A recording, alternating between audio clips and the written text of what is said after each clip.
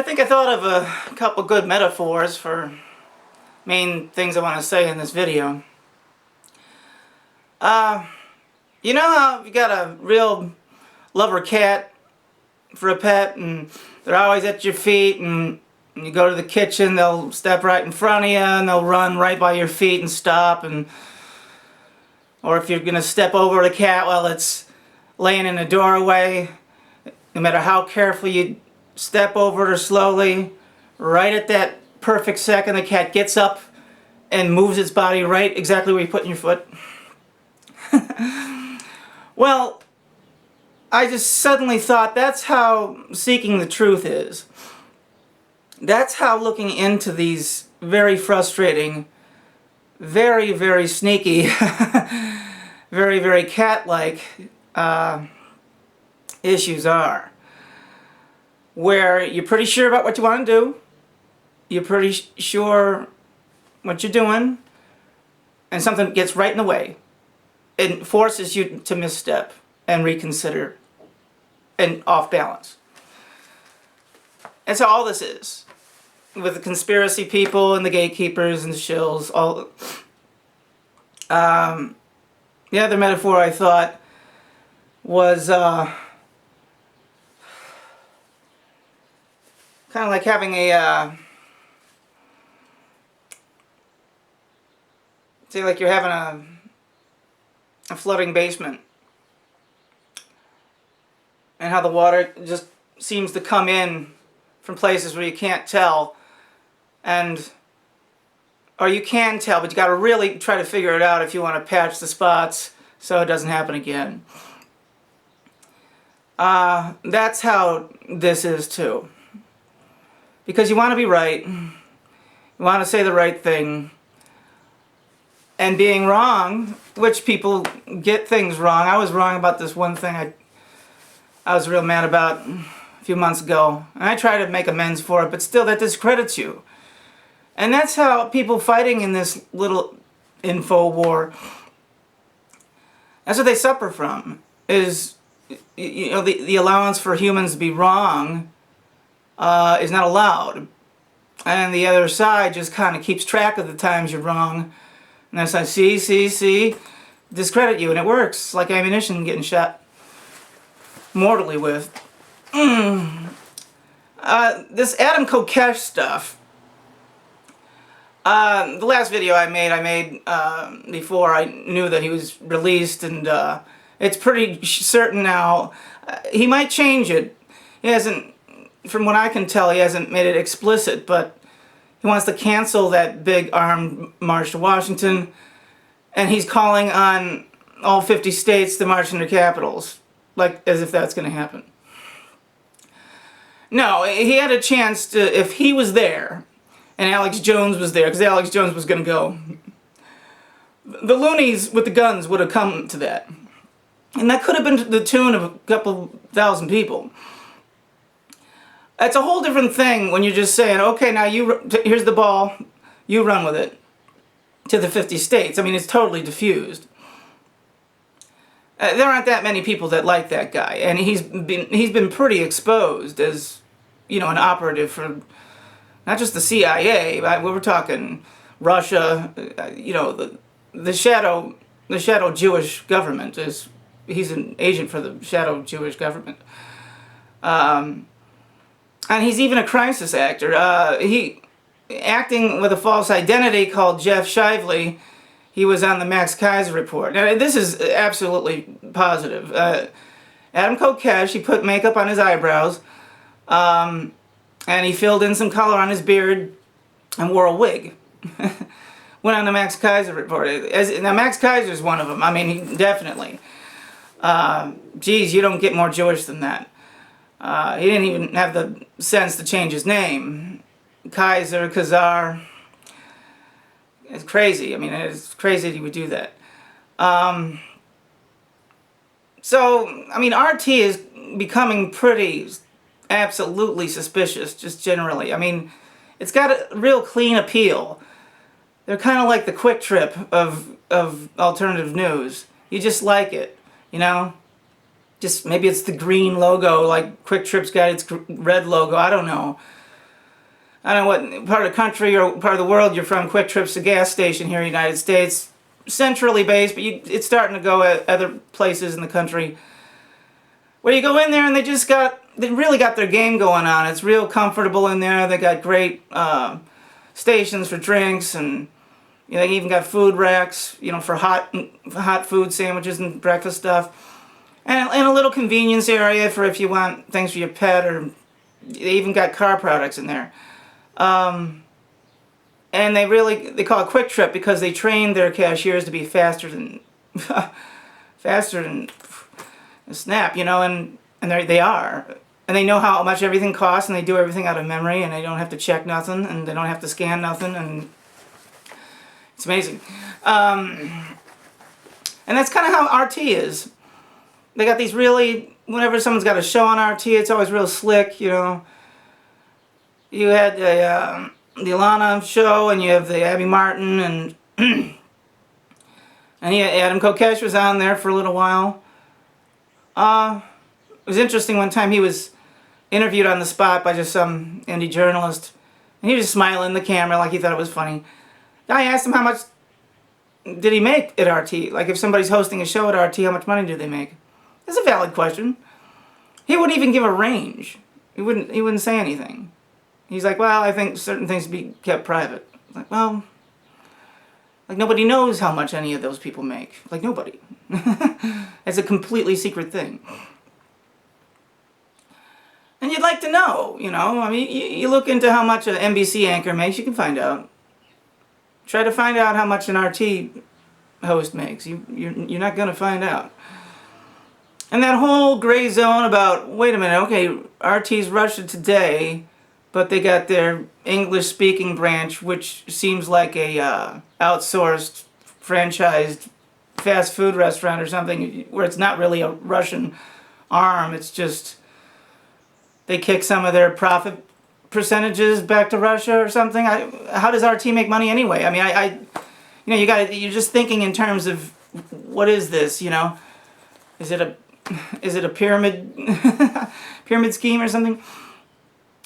Well, anyway, Adam Kokesh, really, I hope people realize that his release from federal prison is so indicative of what he really is. You don't just get out of federal prison that fast. Now, he was talking about an armed march on Washington.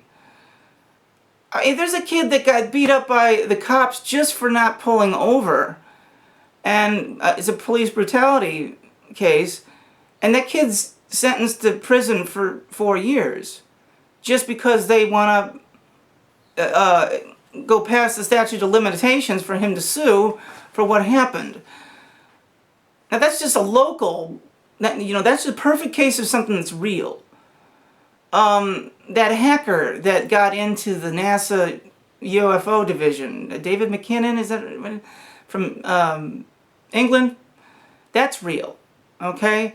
They threw the book at that guy, and he's still suffering from it. I mean, what they did to him and how fast it happened and how long it took and how much of an effect it had on his life, where they banned him from the internet as a condition of his release, that's real. That's when you know you're looking at someone who was independently doing something against the powers, got caught by the powers, and had the powers overpower them. Okay? It's totally, an extradition all happened really fast by the British government. The British government has this stupid extradition clause where they agreed to give the United States anybody they want. It's not like in the United States where we have certain protected constitutional rights. In Britain, they want to give someone away, they just do it. And that's what gives Julian Assange away. He's not even a British citizen. Or is he? I don't know. I don't know if the Commonwealth and all that with Australia applies, but that stupid thing where he was in England on a supposed house arrest, that would not happen. Period. Would not happen if he was a real thing. He's an actor, he works for that system. He poses, he does his assignments. Same thing with Kokesh. It was funny, there was this one independent guy talking about this on a video, and he called him Koresh accidentally. It was pretty funny. But yeah, you got to look at the little stuff that confirms things. Like the video of his arrest at the marijuana rally, it gave away all kinds of things. Like how he kept the microphone in his hand when he was being led away. You know why that was? Because they didn't want the microphone going back on the stage for the other people. That was the reason. If he really cared, he would have tossed it like a football to the next guy and said, "Call for my release," or something, something like that. It was all choreographed. Anybody who's done choreography can see that. He's a Jewish agent, really well-trained Jewish agent. He's really good at talking, really good at persuading. You can't listen to Adam Kokesh ever. This has got to be his downfall. You have got to, at the very least, if you're not going to do anything, as far as government, just get out there like this and spread the word. Adam Kokesh is a fraud. Adam Kokesh is a fraud. Adam Kokesh is an agent. Adam Kokesh is a fraud. Adam Kokesh is a shill. Adam Kokesh is a gatekeeper. Adam Kokesh is a shill. Adam Kokesh is a Jewish agent for the Zionists. And they want to just antagonize people. And this whole new thing, he makes it sound like it was like a condition of his release or something. And he says, well, they reduced my charges and then I refused to sign the citations. As if that's the most unbelievable thing you ever heard. Yeah.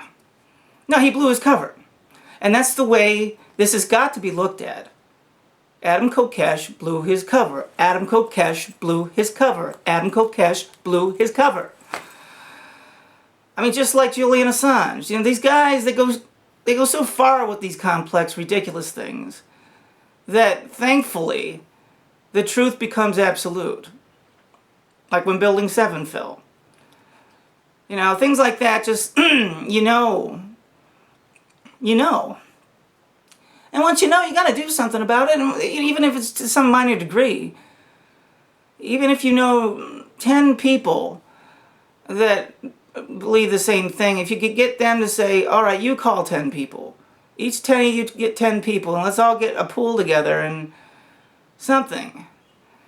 And it would be really fun, at the very least, to really blow one of these people out of the water, because they just keep operating. And they do this kind of stuff kind of slow. It's all a building momentum kind of thing. I believe something major is going to happen this year. Something frightening. Something major that will shock the hell out of the entire country, if not the world. Something like what happened in Cyprus, where the bank started stealing everybody's money. With the internet now and everybody's account online and stuff, do you know how easy that would be? So, in my opinion, Adam Kokesh is just totally busted and done. If he keeps, people call him some amazing American patriot. Now, all he does is instigate things where people get arrested. That's what he does. And then he goes back on his stupid show and gets interviewed by all the gatekeepers in their networks. That's all he's doing. What he wants you to do is step into the line of fire. And in the process, get a shot off to give the authorities an excuse to pull their guns on you. There's other ways to do this than his ideas. Oh, march on every capital in the states. And now he's talking about this, not being nonviolent anymore. His plan has gotten worse. It's gotten worse. But luckily, he hasn't taken the American laziness factor into account. Nobody's going to do that. That's not going to happen. I wouldn't be surprised if some rogue element does something dumb, which might have the same effect that I'm afraid of, but I don't know.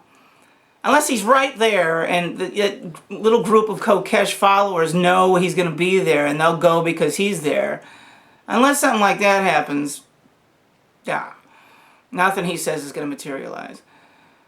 Which maybe is the point, just to deflate the confidence of people. It's kind of like Occupy Wall Street was diffused successfully. Just like people's, general lack of endurance on this kind of thing coming into play. But yeah, no more Kokesh. At the very least, let's just get that word out. You know, like Charlie Veach is done. Remember when Charlie Veach was over with? I think Kokesh is over with now. Boy, I wish we could make Alex Jones over with. But that's possible too.